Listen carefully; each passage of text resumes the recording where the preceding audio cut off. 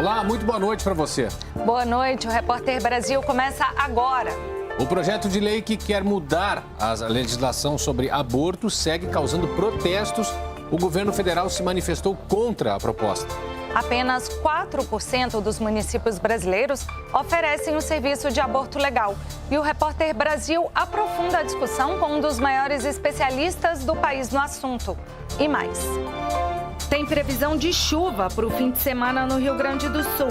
E uma pesquisa avalia os impactos emocionais em quem viveu as enchentes de maio. O levantamento mostrou que 9 em cada 10 pessoas foram afetadas psicologicamente após as enchentes. Depois das enchentes, começa o mapeamento por imagens das ruas de Porto Alegre. Para cada problema identificado, vai uma foto e vai uma geolocalização. Então a gente sabe qual é a rua, a gente sabe, pode localizar isso no Google Maps. O Brasil deve ganhar 6.000 equipes e 100 centros de saúde bucal pelo SUS.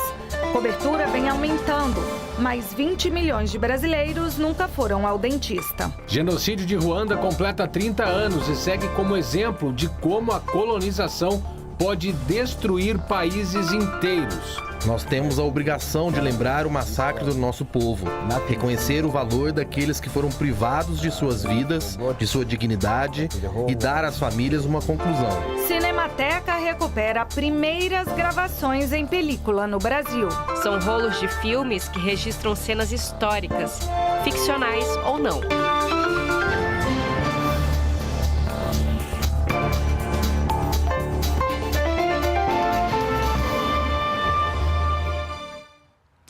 A gente começa falando sobre o projeto de lei que equipara o aborto após 22 semanas ao homicídio, mesmo em casos onde o procedimento é legalmente previsto. Hoje, pela primeira vez, o ministro de Relações Institucionais, Alexandre Padilha, se pronunciou sobre o tema e assegurou que o governo não compactuará com essa barbaridade. A ministra do Meio Ambiente, Marina Silva, também se posicionou e classificou a proposta como desumana e desrespeitosa com as mulheres. A gente vai ver mais detalhes como eles falaram hoje à tarde. O governo, o presidente Lula, ao longo da sua história, até atendendo solicitações de lideranças religiosas, do parte da sociedade, sempre disse que nunca ia fazer nada para mudar a legislação atual do aborto no país.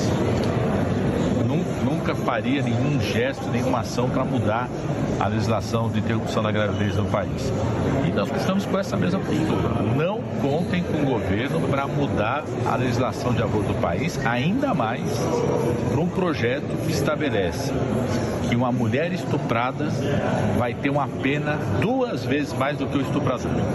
Não contem com o governo para essa barbaridade. Nós vamos reforçar isso com os líderes, assim como tem mais de 2.000 projetos que já foram votados em requerimento de urgência, mas nunca foi votado, nós vamos trabalhar também para que um projeto como esse não seja votado. Tema que é complexo, muito delicado na sociedade brasileira.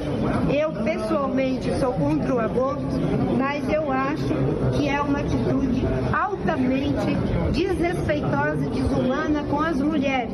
Achar que o estuprador deve ter uma pena menor do que a mulher que foi estuprada e que não teve condição de ter acesso de forma dentro do tempo para fazer uso da lei que lhe assegura o direito ao aborto legal.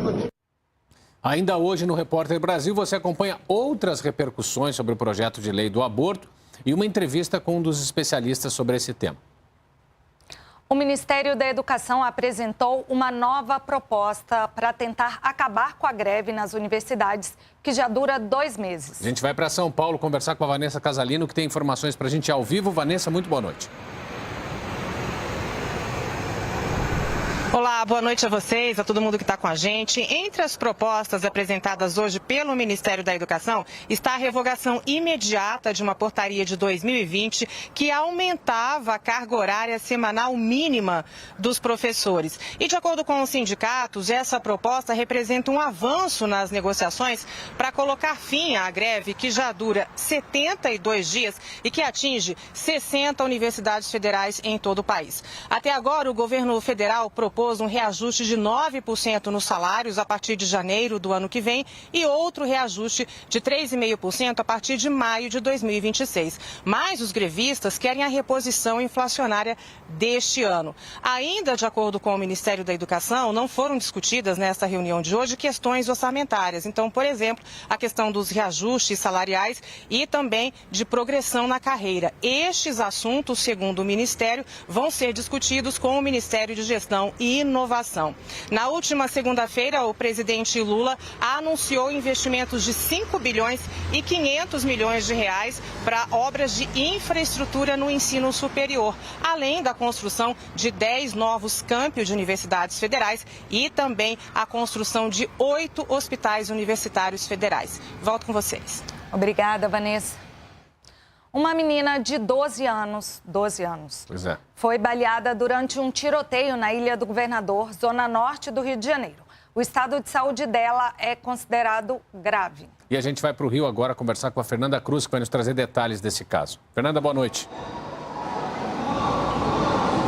Uma boa noite a vocês e a todos que nos acompanham. É isso mesmo. Infelizmente, o estado de saúde dessa adolescente de apenas 12 anos é considerado grave. Ela segue internada no Hospital Municipal Evandro Freire. E ela foi baleada durante um confronto entre criminosos e policiais militares. De acordo com a Polícia Militar, eles faziam um patrulhamento para averiguar a denúncia de que traficantes estariam extorquindo motoristas de aplicativo. Foi então que eles foram atacados na comunidade da Pichuna. A Corregedoria da Polícia Militar informou que instaurou um processo para investigar o que houve. Esses policiais militares já foram ouvidos e as câmeras que eles estavam usando estavam funcionando. Essas imagens vão ser analisadas, os revólveres também já foram apreendidos e eles vão passar por averiguação. Eu volto com vocês. Obrigada, Fernanda. Obrigado, Fernanda. Prédios tombados pelo Patrimônio Histórico Nacional foram atingidos por um incêndio em Petrópolis, na região serrana do Rio de Janeiro. O fogo começou esta manhã em uma loja de reparos de eletrodomésticos dentro de um casarão histórico, datado do século XIX, localizado na Rua do Imperador, conhecido ponto turístico e de comércio no centro de Petrópolis. De acordo com os bombeiros, o incêndio foi controlado no início da tarde e o trabalho de rescaldo evitou novos focos de fogo. Outras lojas em um casarão ao lado foram atingidas, além de uma área de mata protegida próxima. A prefeitura da cidade informou que não houve vítimas. Bom, estamos agora já com a Lara aqui no estúdio para falar sobre previsão do tempo. Lara, boa noite. A gente começa falando da situação no sul, né? Isso mesmo, Guilherme. Boa noite a todos. Vamos começar então pelo Rio Grande do Sul. A gente vem anunciando a volta da chuva e hoje ela já chega aqui pelo sul gaúcho, onde está aqui em alerta amarelo. Sim. O alerta amarelo é o perigo potencial, ou seja, a chuva chega forte, mas ainda não deve causar estragos. Está chegando hoje essa frente fria. Só que amanhã ela deve se espalhar então por todo o estado, já trazendo então o alerta de perigo, o alerta laranja, para o centro-norte do estado, para áreas de serra, inclusive, aí a gente tem que ficar atento, né? Isso. Porque essa chuva deve ter muitos acumulados, principalmente no domingo. Muita chuva que deve cair e causar ainda alguns pontos de alagamentos, podendo causar transtornos novamente para a população. Fim de semana de preocupação, né? Porque pode ter granizo, a gente já teve deslizamentos na serra, onde deve chover forte também. Só a previsão de chuva forte com possibilidade de queda de granizo, além também das rajadas de vento que podem ser bem fortes também. Certo. Bom, a gente está dividindo hoje a previsão do tempo em dois momentos. Primeiro, que só Rio Grande do Sul tem aqui as temperaturas, né? Isso, até porque com a chegada dessa frente fria, as temperaturas caem bastante. Amanhã, Pinheiro Machado deve chegar ali a 18 graus de máxima, 9 a mínima, muito frio também. E Porto Alegre também, essa temperatura cai hoje, foi 31 graus, imagina, amanhã não passa dos 24 a máxima. E no domingo, máxima de 20 graus apenas. Bom, mesmo. A gente vai agora ao vivo lá para o Rio Grande do Sul e ainda volta nessa edição com a previsão para o Brasil inteiro, né? E, inclusive, a gente tem a atualização dos números, né? Porque a Defesa Civil atualizou por lá e confirmou, então, mais uma morte em decorrência das enchentes ainda do final de abril, início de maio. E o número agora subiu para 176 óbitos. E o órgão também, a Defesa Civil do Estado, também emitiu vários alertas por conta dessas chuvas fortes na região. Pois é, várias regiões aí com chuva. A gente vai para lá ao vivo agora conversar com a Bruna Sanielli, que esteve hoje com a Defesa Civil. Vai nos trazer mais informações. Bruna, muito boa noite para você. Boa noite, Porta Nova. Boa noite, Lara.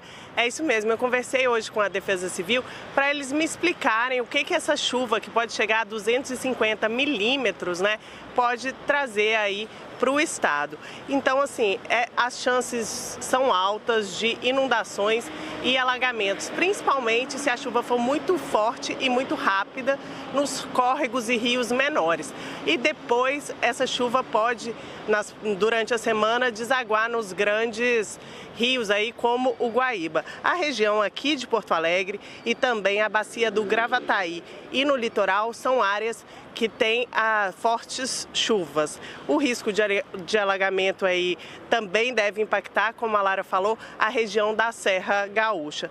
E na fronteira de Santa Catarina e também na fronteira do Rio Grande do Sul com a Argentina, essas chuvas também tendem a ser fortes. É importante a gente salientar que, embora 250 é muita chuva, né, ainda não é o caso de como ocorreu em maio, que era uma chuva extrema, um extremo climático. Dessa vez não vai ser, então vamos assim cuidar aí de retirar o lixo, o entulho, para garantir a segurança da população. Eu volto com vocês. Tá certo, obrigada, Bruna. E a gente vai ouvir o que disse a Defesa Civil exatamente sobre esse assunto, porque tem toda uma preparação em vários municípios para evitar, por exemplo, alagamentos. A gente vai conferir agora. Esse evento que a gente está monitorando agora, a tendência dele não é de ser um evento extremo como o que nós enfrentamos no mês de maio. Então, ele requer outras medidas, mas a população ainda está bastante sensibilizada, a gente compreende isso. Então, é importante buscar essa orientação junto à prefeitura da sua cidade para saber o que fazer e como agir em caso de desastre. Uma pesquisa mostra o quanto a população está sensibilizada. De acordo com o levantamento, 90% dos gaúchos tiveram o estado psicológico abalado após as enchentes. Dinarte é morador de Canoas e viu a casa ser invadida pelas águas. Na tragédia climática, perdeu todos os bens, mas encontrou apoio para lidar com a saúde mental dentro da universidade. Quando a gente perde, a gente deixa um pouco da gente para trás. E aí, recuperar isso que a gente deixa para trás, advém também de tu cuidar da saúde mental e aquilo, né? Aqui na Faculdade de Medicina a gente vê muito que corpo são, mente sã. E os dois se complementam. Para entender como ficou a saúde mental dos moradores do Rio Grande do Sul após a tragédia climática que atingiu o estado, foi feita uma pesquisa com mais de 1.000 moradores. O levantamento mostrou que 9 em cada 10 pessoas foram afetadas psicologicamente após as enchentes. Mais de 90% das pessoas estavam assim com níveis clinicamente significativos de ansiedade, 50% com níveis significativos de sintomas depressivos, 60% burnout. Nosso principal objetivo é tentar entender quem são, onde estão, né, as pessoas que mais precisam de ajuda e dar subsídio assim, para todos os atores, não só o poder público, obviamente também ele, mas as comunidades, né, para chegar nessas pessoas e oferecer algum tipo de auxílio.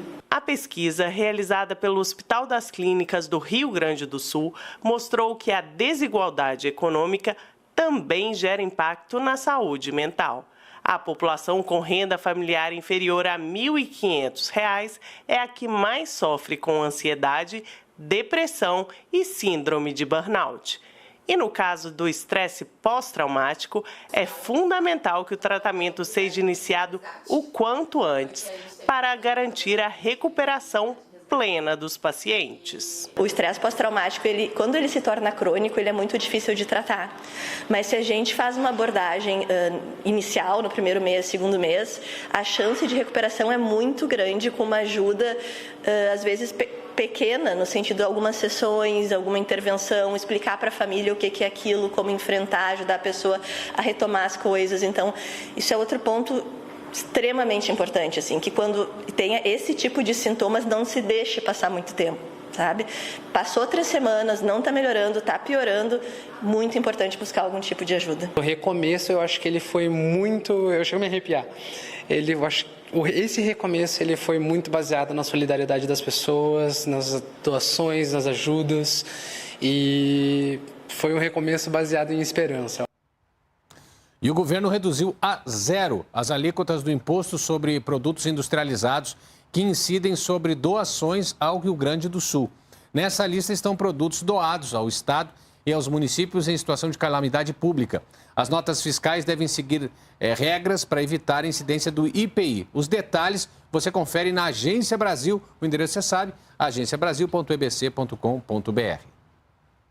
A inteligência artificial tem ajudado a detectar os principais problemas enfrentados pelas cidades gaúchas após as enchentes de maio. A novidade já está circulando pelas ruas de Porto Alegre. A gente vai conferir na reportagem da TVE do Rio Grande do Sul, emissora da Rede Nacional de Comunicação Pública. Esse carro, equipado com uma câmera, usa inteligência artificial para mapear os problemas encontrados na rua. 3 veículos como esse estão circulando pela capital desde o início do mês. Eles foram enviados gratuitamente por uma startup de Curitiba para ajudar a identificar os danos causados pelas enchentes. Ela surge no cenário nacional para apoiar a gestão pública na zeladoria das cidades. A inteligência artificial ela já está calibrada para encontrar mais de 36 ocorrências na rua. Um buraco, mato, um lixo descartado de forma incorreta, animais na via, fiação solta, bueiros com grelha ou sem grelha danificados, a sinalização. Um software de inteligência artificial vai tentando classificar o tipo de problema que ela enxerga. Para cada problema identificado vai uma foto e vai uma geolocalização. Então a gente sabe qual é a rua, a gente sabe, pode localizar isso no Google Maps, vai uma foto para a gente poder entender a dimensão do problema. Então você tem uma série de informações que vão ser disponibilizadas. Até o momento já foram registradas mais de 13 mil ocorrências. Os bairros Sarandi, Farrapos e Navegantes são os que apresentam o maior número de problemas. Lixo irregular por conta das cheias e buracos ou rachaduras nas vias estão entre os mais comuns.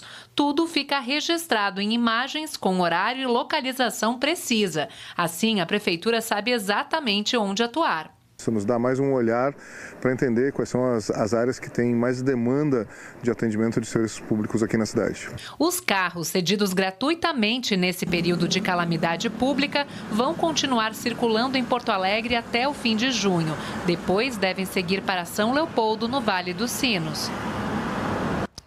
Depois do intervalo, a gente vai mostrar uma outra ocasião, né? Que a inteligência artificial é usada de forma benéfica. Exatamente. Jogos Olímpicos vão ter trabalho da inteligência artificial para tentar conter abusos. E também tem discussão sobre isso no grupo, no G7. A gente já volta com as informações.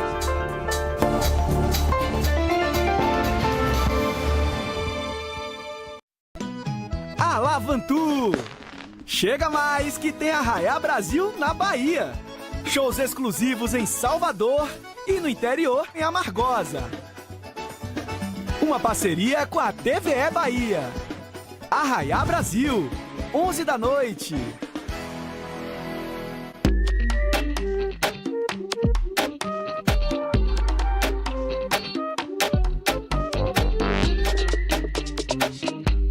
As inscrições do Enem 2024 foram prorrogadas para os estudantes de todo o Brasil. Agora, você tem até o dia 14 de junho para se inscrever na página do participante. Beneficiários do programa Pede Meia que se inscreverem e comparecerem aos 2 dias de provas ganham um incentivo financeiro de R$200. É a sua chance de ingressar no ensino superior. Saiba mais em enem.inep.gov.br/participante. Ministério da Educação, Brasil, União e Reconstrução.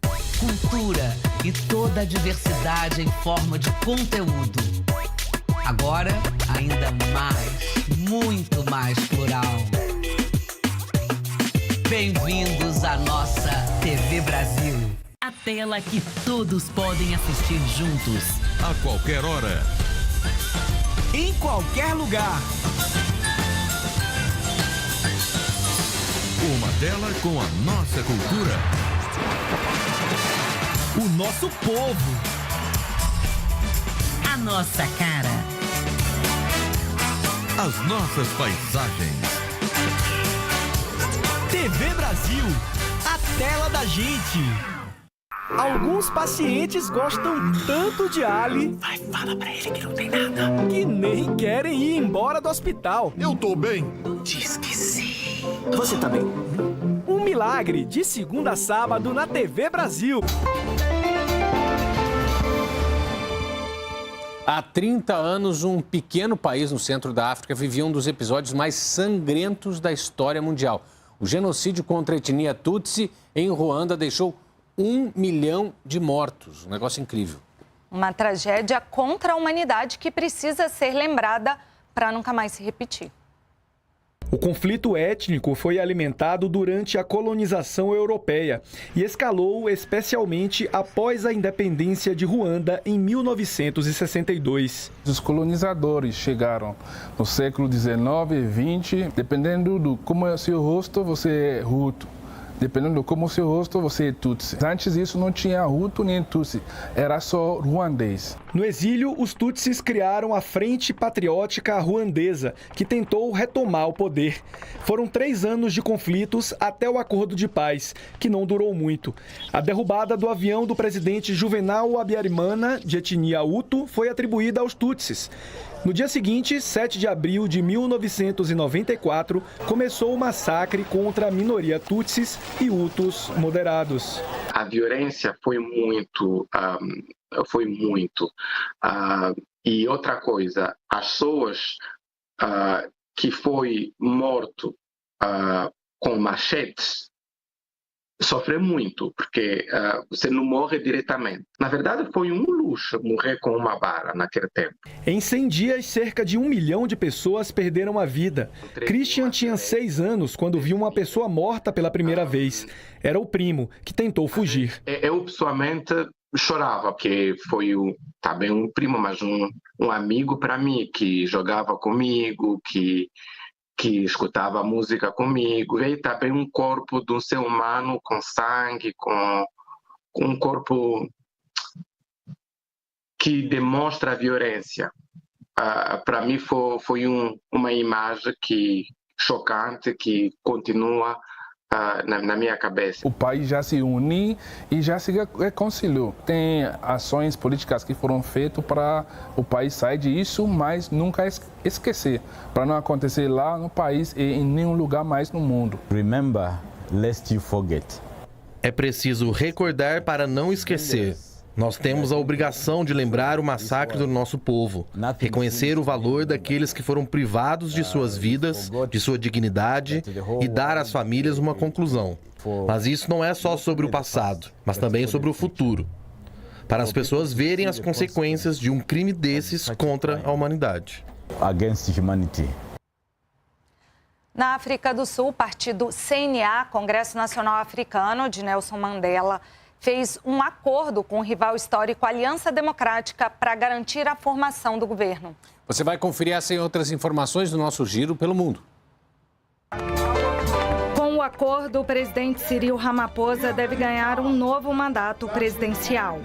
O CNA não garantiu maioria nas eleições do mês passado e precisou, pela primeira vez em 30 anos, se aliar a outra legenda para se manter no poder. O Aliança Democrática é um partido acusado de atuar para manter privilégios da população branca na África do Sul. Por isso, o acordo foi criticado por muitos apoiadores do CNA. O presidente russo Vladimir Putin disse que só irá negociar um cessar-fogo na Ucrânia quando Kiev abandonar suas ambições de entrar na OTAN, o Tratado Militar do Ocidente, e retirar tropas de 4 territórios ucranianos reivindicados pela Rússia: Donetsk, Luhansk, Kherson e Zaporizhia. A declaração de Putin ocorre um dia antes de uma conferência na Suíça que vai discutir justamente a paz na Ucrânia, mas para a qual Moscou não foi convidada. Os Estados Unidos saíram em defesa de Kiev. O secretário de Defesa do país, Lloyd Austin, afirmou que a Rússia não está em condições de fazer exigências à Ucrânia para acabar com a guerra. Os líderes das maiores economias do mundo, conhecido como Grupo do G7, concordaram em emprestar à Ucrânia 50 bilhões de dólares, mais de 25 bilhões de reais. O acordo foi anunciado pela primeira-ministra italiana, Giorgia Meloni, durante encontro do grupo na Itália. O dinheiro do empréstimo virá de juros de ativos russos congelados por países ocidentais após a invasão do território ucraniano. Hoje, o presidente ucraniano também assinou acordos de cooperação em defesa válido por 10 anos com os Estados Unidos e com o Japão. Bom, e além da guerra na Ucrânia, a tecnologia e o avanço da inteligência artificial foram temas debatidos pelos líderes do G7. Em seu discurso, o presidente Lula propôs a criação de uma governança global para que os benefícios da inteligência artificial sejam compartilhados com todos, no momento de desafios com a condução de uma revolução digital inclusiva e o enfrentamento das mudanças climáticas. O presidente disse que a inteligência artificial pode ser uma aliada na criação de políticas públicas para o meio ambiente e na transição energética também. Lula defendeu que o uso da ferramenta respeite os direitos humanos, proteja dados pessoais e promova a integridade da informação. Essa é a 8ª vez que o presidente vai à cúpula, que este ano acontece na Itália. O Brasil participa como convidado. Também sobre inteligência artificial, o Comitê Olímpico Internacional, COI, vai usar a inteligência artificial para bloquear insultos nas mídias sociais contra os 10 mil atletas e 5 mil autoridades que vão participar dos Jogos Olímpicos de Paris. Segundo o COI, a expectativa é que os Jogos gerem mais de $500 milhão de comentários nas redes sociais, o que torna o monitoramento humano impossível. Uma das preocupações do comitê é o fato de os jogos ocorrerem em meio às guerras na Ucrânia e de Gaza, o que pode levar a ataques contra os atletas de países envolvidos nos conflitos. Mas o COI enfatizou que o programa de IA não vai monitorar apenas comentários políticos, mas todo tipo de abuso. As Olimpíadas começam no dia 26 de julho e vão até o dia 11 de agosto. Cerca de 6.500 brasileiros registraram de forma online e gratuita a vontade de doar órgãos depois da morte, por meio do sistema lançado em abril pelo Conselho Nacional de Justiça. No ano passado, mais de 9.200 órgãos foram transplantados no Brasil, mas o número ainda é insuficiente para diminuir a fila de espera. Em todo o país, quase 40 mil pessoas estão na fila por um rim. Vitória espera desde 2018. Cansativo, porque eu tenho que vir de metrô, né? Ocupo o dia inteiro praticamente, porque para chegar em casa demora bastante, para vir demora também. Segundo o Ministério da Saúde, em todo o país, mais de 43 mil pessoas estão na fila por um transplante de órgão. Somente para coração, por exemplo, são quase 400 pessoas. O número de doações de órgãos tem subido nos últimos anos. O país atingiu uma taxa de quase 20 doações a cada 1 milhão de habitantes. Apesar disso, o índice ainda está abaixo de outros países. Na Espanha ou nos Estados Unidos, por exemplo, são cerca de 45 doações por milhão de habitantes. Precisa ter uma organização maior, mais comissões intra-hospitalares de transplante, que são pessoas que trabalham em determinados hospitais onde tem possibilidade de morte encefálica e divulgam dentro desse hospital a cultura de doação de órgãos. E quando tem um potencial doador, notifica as centrais. Uma iniciativa que pode ajudar é um programa lançado no início de abril pelo Colégio Notarial do Brasil e pelo Conselho Nacional de Justiça. Pessoas interessadas em doar após a morte podem deixar esse desejo registrado em algum cartório do país, de forma gratuita. O projeto foi um sucesso, teve uma grande adesão da sociedade brasileira, que se mostrou bastante motivada e mobilizada pela iniciativa do Conselho Nacional de Justiça. A juíza do CNJ explica que o registro garante que os órgãos sejam doados após a morte, mesmo que a família da pessoa falecida seja contrária. Havendo a morte, os médicos poderão consultar a Central Estadual de Doação de Órgãos ou a Central Nacional de Doação de Órgãos. Se o cidadão quer doar, essa é a declaração que será considerada como válida para a equipe médica. No próximo bloco, a gente volta a falar sobre a lei do aborto. É a proposta que está em discussão, que está gerando um debate no Brasil inteiro. Teve protesto que a gente mostrou ontem aqui em Brasília, teve protesto no Rio de Janeiro, São Paulo. A gente vai falar e detalhar bastante esse assunto, não saia daí. 2 minutos de intervalo.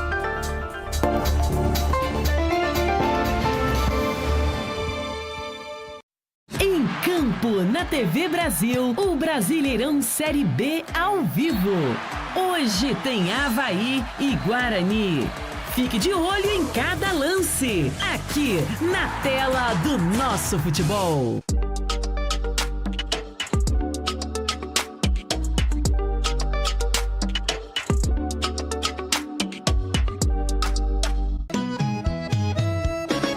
Em junho tem Arraiá Brasil.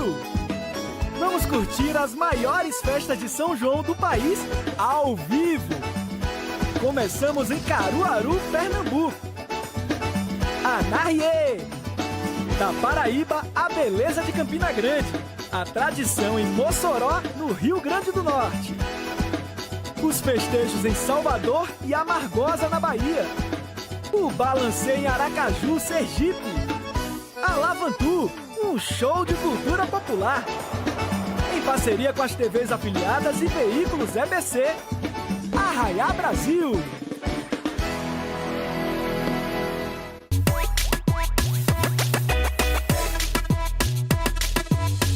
Cultura e toda a diversidade em forma de conteúdo. Agora, ainda mais, muito mais plural. Bem-vindos à nossa TV Brasil. Alô, de onde fala? É da TV Brasil, Roberto. Tudo que chorei por você, O rei chega à telinha com tantas emoções. E desse jeito, Roberto Carlos em ritmo de aventura. eu preciso saber como é que esse filme continua. Domingo, 4 da tarde.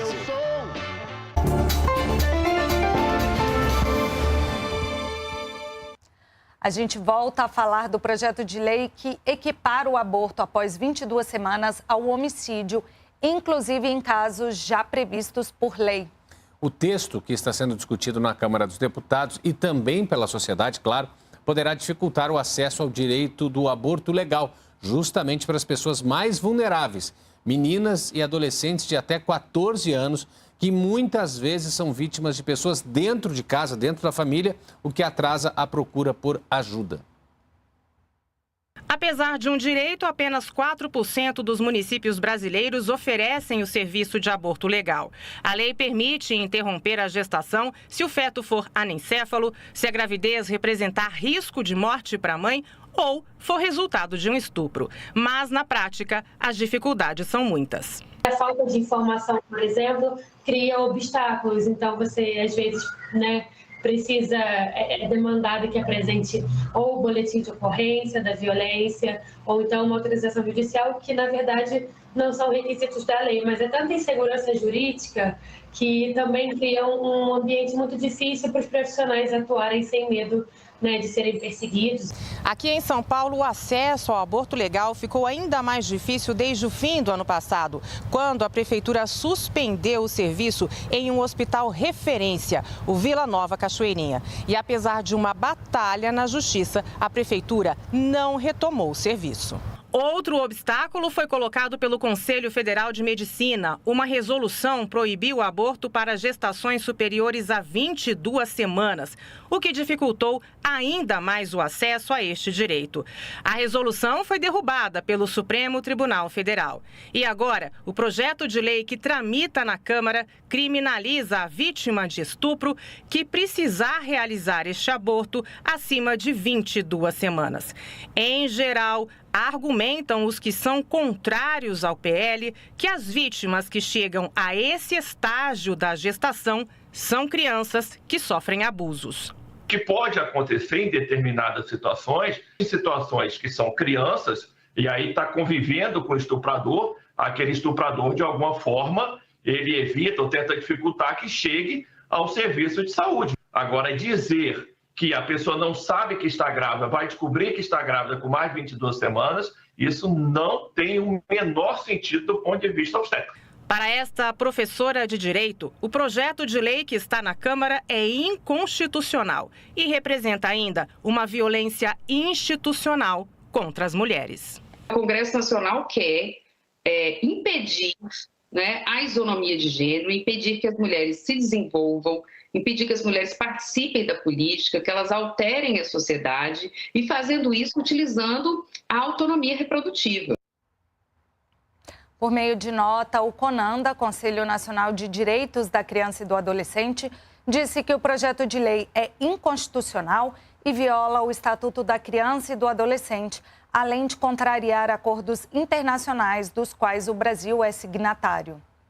Bom, o Repórter Brasil amplia o debate sobre o projeto esse projeto de lei que cria novas regras em caso de aborto. Ao vivo, a gente vai conversar com o obstetra Olímpio Moraes, que é professor da Universidade de Pernambuco, médico do Centro Universitário Integrado de Saúde Amaury Medeiros.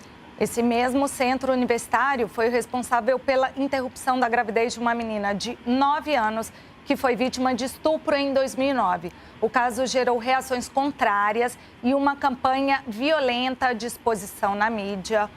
Boa noite, doutor Olímpio. Boa noite, é um prazer estar com vocês. E eu penso assim que o tempo passa e os pesadelos continuam, né?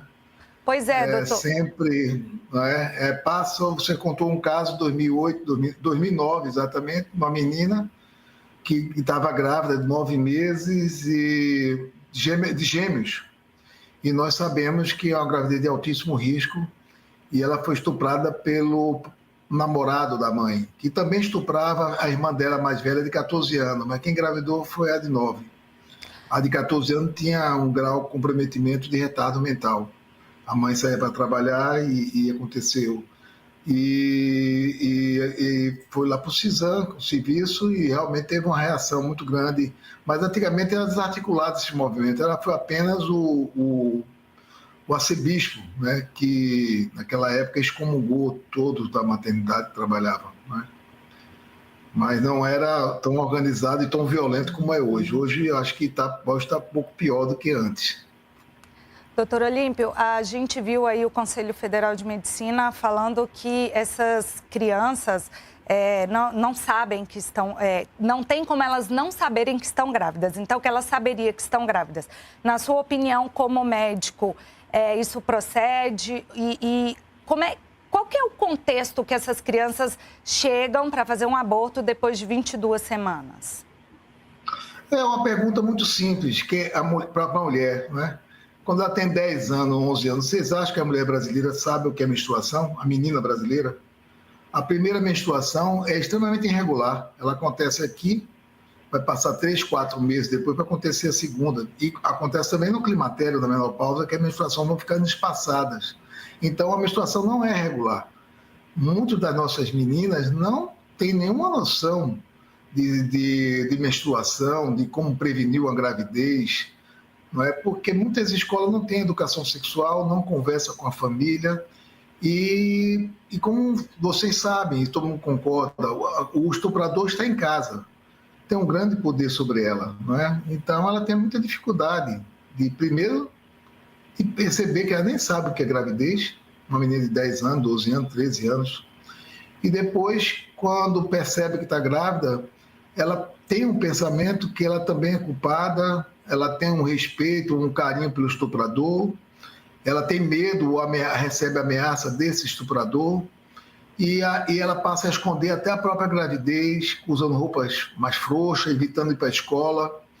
E vocês sabem disso, que a gravidez só é visível, né, a partir de 4 meses de gravidez, de 4 para 5. Então, quando descobre que está grávida, já está nesse limite de 20 a 22 semanas. Infelizmente, no Brasil tão grande como o nosso, apenas 3,6% dos municípios brasileiros têm serviço de abortamento.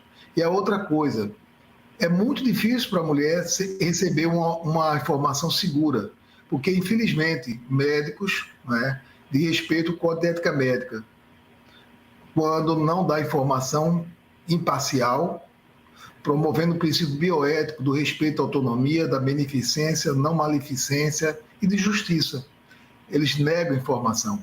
Então, no Brasil todo acontece, algumas vezes, né, meninas que têm 9 consultas e o profissional de saúde não informa que aquela menina dá informação para a família que tem direito ao aborto.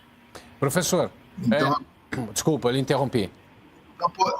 Pode perguntar, amigo. Não, eu queria lhe perguntar o seguinte, tem uma manipulação macabra, vamos dizer assim, dessa discussão, porque as pessoas que são favoráveis ao projeto costumam dizer que quem está a favor, está contra o projeto, ou seja, quer dar o direito de aborto à mulher, principalmente nesses casos mais delicados que a gente está ouvindo aqui o relato, que desejassem, como se essas pessoas desejassem o aborto.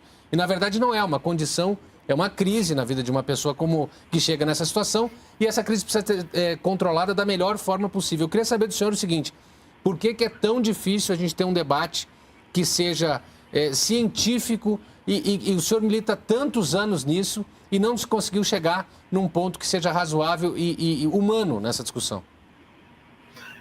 O Albert Einstein dizia que era mais fácil quebrar um átomo do que um preconceito. A gente está trabalhando com crenças, com pessoas que divulgam fake news. Essas pessoas que estão apoiando a lei são as pessoas que obstruem. Elas trabalham para obstruir. Ela quer ter um marco de 20 a 22 semanas para conseguir fazer ações para empurrar essas meninas para esse limite. Como acontece, os casos que ultrapassam 26, os casos mais avançados, primeiro que não existe caso 9 meses, as pessoas mentem sobre isso, né?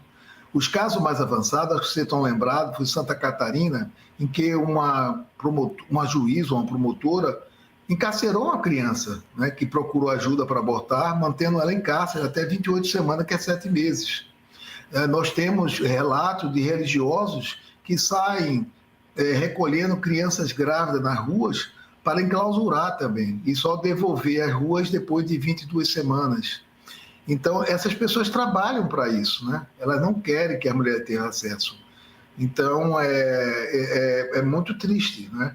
E é muito, assim, cruel, porque essas meninas, quando engravidam, uma menina de 10, 12 anos, não está preparada para uma gravidez. O corpo não está preparado. A chance de morte é 2 vezes, talvez 6 vezes maior. E não é só a morte, é aquelas condições que é quase morte.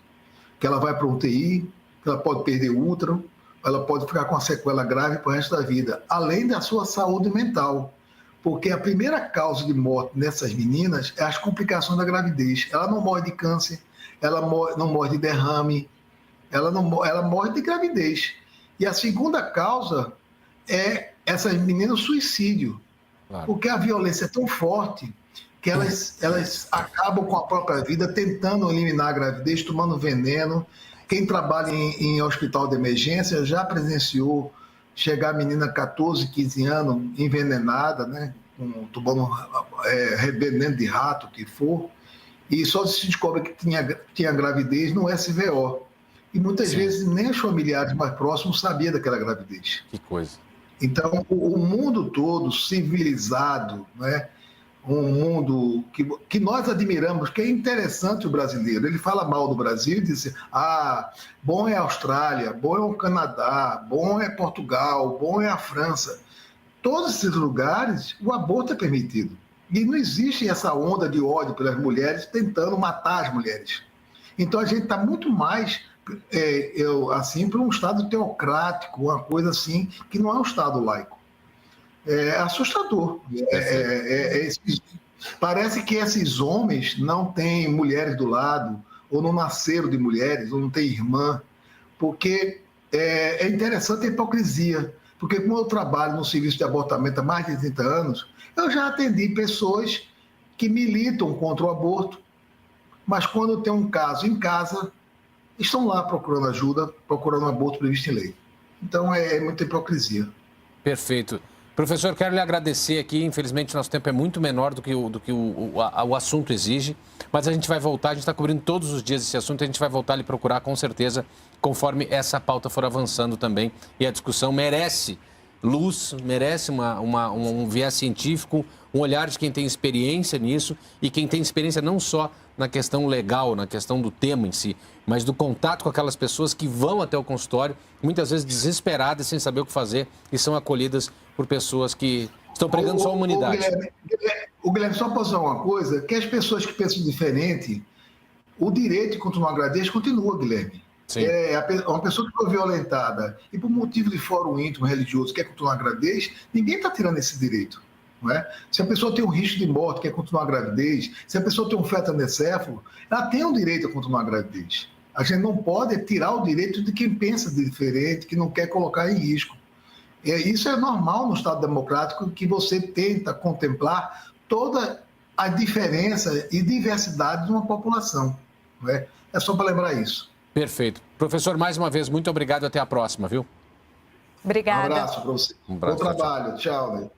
Bom, a Polícia Civil no Rio de Janeiro ainda investiga o que poderia ter causado a intoxicação de cerca de 40 cães na região da Barra da Tijuca, na zona oeste da cidade. A suspeita é que algum tipo de veneno para matar ratos ou até um herbicida tenha sido jogado nos canteiros do bairro e envenenado esses animais. Nós conversamos com uma médica veterinária para saber como o tutor pode prevenir esse tipo de situação e o que fazer quando existe a suspeita de envenenamento. Os casos de cães envenenados na Barra da Tijuca ainda não têm uma explicação. Pelo menos 6 animais teriam morrido intoxicados desde maio. A polícia e moradores da Barra da Tijuca acreditam que algum produto químico jogado em canteiros tenha ocasionado as mortes. Esta tutora perdeu sua cachorrinha e agora busca saber o que aconteceu, até para que isso não ocorra com outras pessoas. Até uma água sanitária, um cloro muito puro, numa calçada, pode matar um bicho e uma criança, né? Então a gente tem esse cuidado. A gente vive em sociedade, a gente tem que ter essa preocupação. Eu estou aqui jogando, não vou passar mal, mas a gente não sabe o outro. Do lado de fora da nossa casa é coletivo, né? Então é esse cuidado que eu quero que as pessoas tenham, né? A Melzinha, ela se foi, né? Dói. Mas eu não quero que a criança de ninguém. Eu tenho um filho, eu não quero que seja o filho de ninguém, nem de 4 patas, nem humano. Esta médica veterinária alerta para os principais sintomas de envenenamento e diz o que fazer em caso de suspeita. Ele pode ter vômito, diarreia, dores abdominais e o que é muito clássico às vezes no envenenamento são os tremores de musculatura involuntária. Imediatamente procurar o médico veterinário dele de confiança, se não recorrer à clínica 24 horas mais próximo de casa. Os maus tratos contra animais podem levar até mesmo à prisão, segundo este advogado. A situação de envenenamento intencional ela é tratada como crime de maus tratos, é um crime previsto na lei ambiental, e ele é punido com até podendo chegar à prisão, né, de até 6 meses, mas cachorro e gato, havendo ali a progressão, essa pena é bem maior. Sobre o caso do Rio de Janeiro, a Polícia Civil informou que já ouviu testemunhas e analisou imagens de câmeras. No sábado passado, as calçadas foram lavadas pela companhia de limpeza a fim de remover qualquer tipo de veneno. Voltamos aqui para o estúdio com mais previsão do tempo. Agora falaremos do panorama nacional, né, Lara? Exatamente. A gente começou com o Rio Grande do Sul. Vamos agora para o mapa para a gente ver o país inteiro. Bora, vamos lá. Vou começar então com essa grande área que a gente vem acompanhando, que está só crescendo, que é a área de tempo firme e tempo seco. Aqui na região do centro-oeste, principalmente, a gente está com a umidade do ar já muito baixa, em alerta. E hoje o governo federal anunciou então a criação de uma sala de situação, que é uma equipe técnica que deve se reunir já a partir de segunda-feira para discutir então ações para combater tanto a seca quanto os incêndios, principalmente agora no Pantanal, que a gente vem acompanhando, que só está aumentando a quantidade de incêndios florestais por lá, e também na Amazônia. Isso porque a seca chegou um pouco mais cedo nessas duas regiões. Por enquanto, são só esses dois biomas, mas a gente ainda pode, né, vai acompanhando, porque os outros também podem entrar nessa discussão. Perfeito. Agora, chuva continua, então, região norte, sul, a gente já falou daquela primeira parte do jornal, e agora a gente vai também dar um destaque para o Nordeste. Isso porque o Nordeste está em alerta, e o alerta agora é de perigo, principalmente aqui entre o Rio Grande do Norte e Pernambuco, o que significa que a chuva pode engrossar, pode chegar muito volumosa, também com rajadas de vento, e principalmente agora a gente chama atenção para esse outro alerta aqui, que é diferente, a gente não tinha visto ainda, que é o alerta de vendaval. O que significa que o vento ali pode também chegar, a chuva chega, mas o vento pode passar de 60 km por hora. Vento forte. Então já é uma coisa para a gente ficar atento também, monitorando, e com riscos ali de alagamentos também no litoral da região Nordeste. Bom, a boa notícia é que está chovendo na região Norte, então isso atrasa um pouco essa questão da seca, melhora um pouco a situação. Isso mesmo. Era isso? É isso, são os destaques de hoje então da previsão do tempo. Valeu, Obrigada. muito obrigado, Yara, com você. Pois é, aqui em Brasília ainda está muito seco, né, Lara? Termina daqui a pouco, às 11h59 da noite, o prazo para se inscrever no Exame Nacional do Ensino Médio, o Enem. Os estudantes devem acessar a página do participante no site enem.inep.gov.br e usar o cadastro na conta gov.br. A taxa de inscrição é de R$ 85. As provas serão aplicadas nos dias 3 e 10 de novembro. Os detalhes estão na Agência Brasil. O endereço é agenciabrasil.ebc.com.br. Bom, a gente muda de assunto agora para falar de saúde, vai voltar a falar de saúde. O número de crianças sem cáries nos dentes vem aumentando no Brasil. Por outro lado, o país tem hoje uma cobertura de saúde bucal de aproximadamente 45%. Os dados são de uma pesquisa divulgada pelo Ministério da Saúde. Pelo menos 20 milhões de brasileiros nunca foram ao dentista, segundo o IBGE. Por isso, ainda que o ideal seja um atendimento feito pelo Estado, diversas ONGs acabam atuando na área. É o caso da Doutores da Amazônia. A gente viu a possibilidade, depois de alguns anos, de estar levando o atendimento em média complexidade para essas regiões de difícil acesso, evitando todo esse deslocamento, evitando todo esse gasto que tem esses pacientes muitas vezes para se deslocarem dessas regiões e muitas vezes também chegar nesses municípios onde a fila de espera é muito grande. Então, por que não levar esse atendimento especializado dentro do território deles? Há 20 anos, o Brasil possui uma política de saúde bucal e, atualmente, a cobertura desse atendimento está em 45%. A meta do governo federal é atingir 70% de cobertura pelo SUS. Para isso, pretende implantar 6 mil equipes de saúde bucal e 100 centros de atendimento especializado. Hoje, nós temos 4,3 bilhões de investimento no ano de 2024 em saúde bucal, o que representa 123% em relação a 2023. Então, esse eu acho que é um indicador importante de prioridade. Outro dado chama atenção. 53% das crianças brasileiras com até 5 anos não possuem cárie. A pesquisa Saúde Bucal 2020-2023 aponta que esse número era de 39% em 2010, 14 pontos percentuais a mais. A gente precisa investir na prevenção e também aplicar muito forte na área da tecnologia. Hoje em dia a gente consegue instalar equipamentos de forma barata, simples, com alta tecnologia que a gente consegue resolver no próprio sistema, no próprio posto de saúde. O investimento no profissional da saúde, às vezes, sai muito mais barato, pagando bem um especialista para estar atuando dentro dessas regiões, do que muitas vezes não ter o especialista. 14 de junho é o Dia Mundial da Doação de Sangue. Além de agradecer aos doadores, é uma data para conscientizar sobre a necessidade de sangue seguro e de como todos podem contribuir.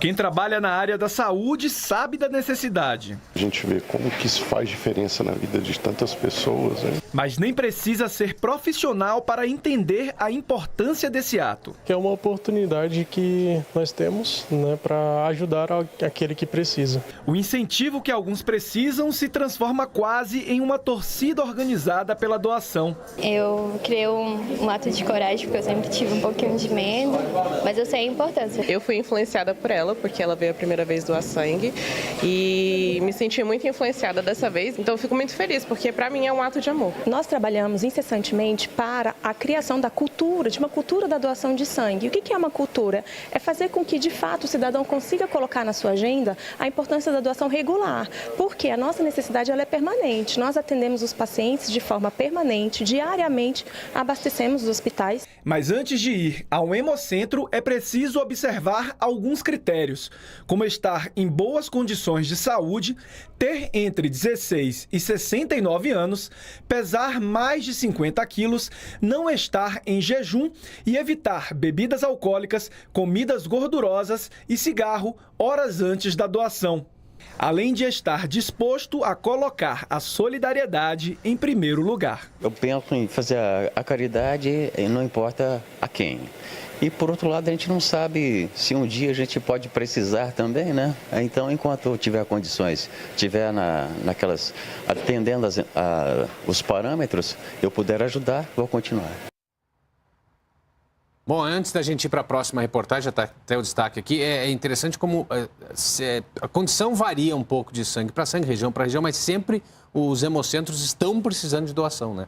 É difícil a gente ver assim, todos os estoques estão bons, sempre precisa, sempre é um gesto importante e em geral, a maior parte deles que eu conheço, pelo menos dá para fazer o agendamento até pela internet. Como ela falou, né? Porque você precisa desse sangue constantemente, mas os doadores são esporádicos, né? Isso.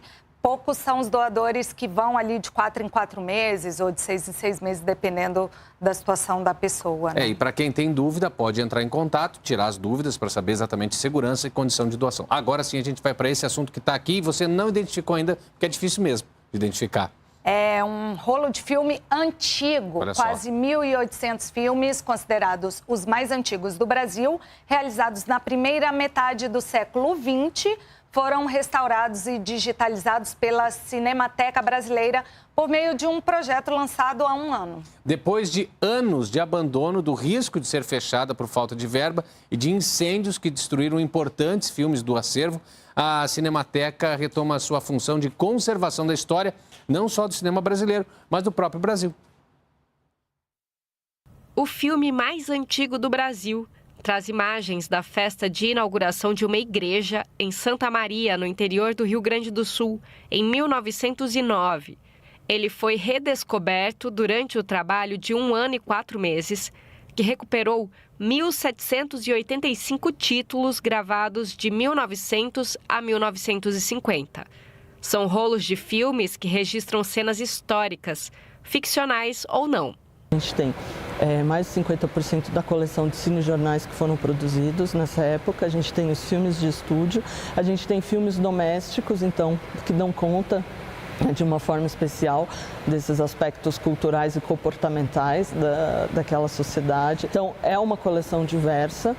É uma coleção também que é fragmentada, muitas dessas obras não sobreviveram na íntegra. E o nosso objetivo com esse projeto foi justamente passar em revista essa coleção. Os arquivos recuperados agora são a parcela mais antiga e frágil do acervo da Cinemateca Brasileira. São filmes de nitrato de celulose, que podem entrar em combustão sozinhos se começarem a se deteriorar. Acidentes assim foram responsáveis por 4 incêndios ocorridos na instituição. A técnica em restauro Luísa Malzoni realizou um mestrado durante o período do projeto, por conta do acesso a tecnologias que permitiram o restauro das películas e da cor. A gente precisava de um equipamento que pudesse processar esses filmes mesmo com encolhimento ou quando eles estivessem muito frágeis. Então, por exemplo, esse equipamento faz o transporte do material com essa borracha ao invés de uma grifa. Então, ele passa filmes em altos níveis de encolhimento e deterioração. Grandes projetos de preservação como esse devolvem confiança ao trabalho desenvolvido aqui. A gente começa também, a partir do começo desse ano, final do ano passado, a receber novos pedidos para a incorporação de nitratos. Então, a Cinemateca também volta a ser a instituição, né, que conta com uma estrutura adequada e confiável para a preservação desses que são os nossos filmes mais antigos. Muito legal. Vou começar a comentar essa reportagem, então posso? Não posso, porque o tempo terminou e se eu começar a comentar, a Patrícia lá vai ter um ataque. Estiveram hoje com a gente os intérpretes de Libras, Raquel Melo e Ariane Fernandes. Repórter Brasil termina aqui. A gente volta amanhã. Eu tô de volta só na segunda. Ótima noite para você e bom fim de semana. E a gente fica com imagens de pinguins de Magalhães, espécie encontrada na costa da Argentina, que voltaram ao mar hoje depois de passarem meses na reabilitação. Eles tinham sido encontrados desnutridos e com anemia. Olha a alegria deles. Boa noite. Tchau.